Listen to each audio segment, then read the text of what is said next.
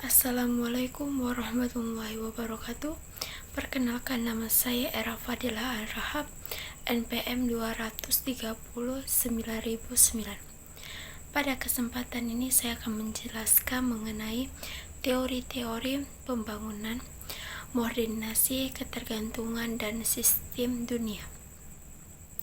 Pembangunan adalah proses yang kompleks dan multidimensi.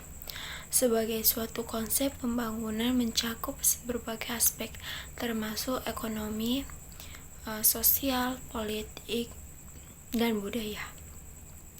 Oleh karena itu, pemahaman tentang pembangunan memerlukan pendekatan teoritis yang komparatif dan multidisiplin. Dalam konteks ini, teori-teori pembangunan telah memainkan peran penting dalam membentuk pemahaman tentang proses pembangunan. Baik, sekarang saya akan menjelaskan mengenai tentang modernisasi. Teori modernisasi muncul pertengahan abad ke-20-an sebagai respon terhadap tantangan yang dihadapi oleh negara-negara berkembang pasca Perang Dunia Kedua. Pada saat itu, banyak negara baru merdeka yang berusaha untuk membangun ekonomi dan masyarakat merdeka dalam upaya untuk mencapai kemajuan dan kesetaraannya. Yang kedua, teori ketergantungan, yang dimana muncul sebagai reaksi terhadap teori modernisasi yang dominan pada pertengahan abad ke-20 juga. Teori modernisasi berpendapat bahwa negara-negara berkembang dapat mencapai kemajuan ekonomi dengan meniru model pembangunan barat. Namun, para pendukung teori ketergantungan berpendapat bahwa struktur ekonomi global, struktur memburuk, ketidaksetaraan antara negara maju dan berkembang. Tokoh-tokoh utama dalam pembangunan teori ketergantungan termasuk Raoul Prebisch, Andre Gunner, Frege, dan Fernando Henrique Cardoso Prebisch, seorang ekonomi dari Argentina, adalah salah satu untuk yang pertama kali mengkritik pandangan bahwa perdagangan bebas akan menguntungkan semua negara. Teori ketergantungan ini telah menjadi pandangan kritis yang mempengaruhi pemikiran pembangunan yang hubungannya internasional.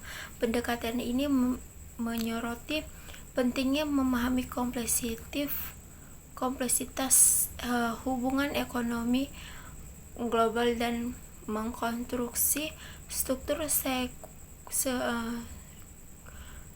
kekuasaan yang mempengaruhi ketidakadilan dalam perdagangan internasional.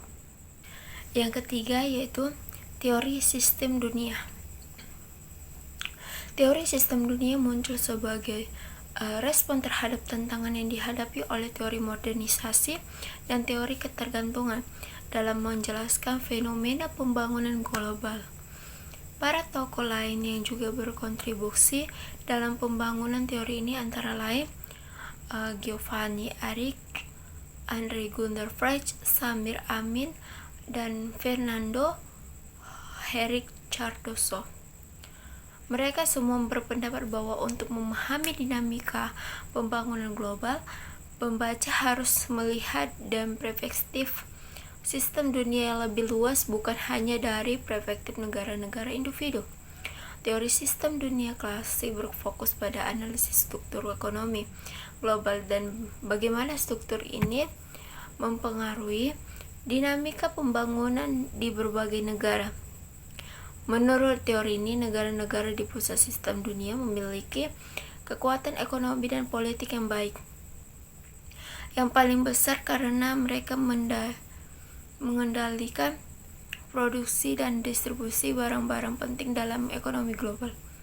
Sementara itu, negara-negara di periferi memiliki ekonomi dan politik yang paling lemah karena mereka bergantung pada negara-negara yang di pusat untuk akses ke barang-barang penting tersebut. Teori sistem dunia baru lebih menekankan pengaruh yang dimiliki negara-negara di pusat, yaitu negara maju dan industri, terhadap negara-negara di periferi atau negara berkembang. Hal ini tidak hanya berlaku dan aspek ekonomi, tetapi juga meliputi bidang politik, sosial, budaya, dan lain-lain. Hanya ini yang bisa saya sampaikan, lebih kurang saya mohon maaf. Wabillahi taufiq wal hidayah. Assalamualaikum warahmatullahi wabarakatuh.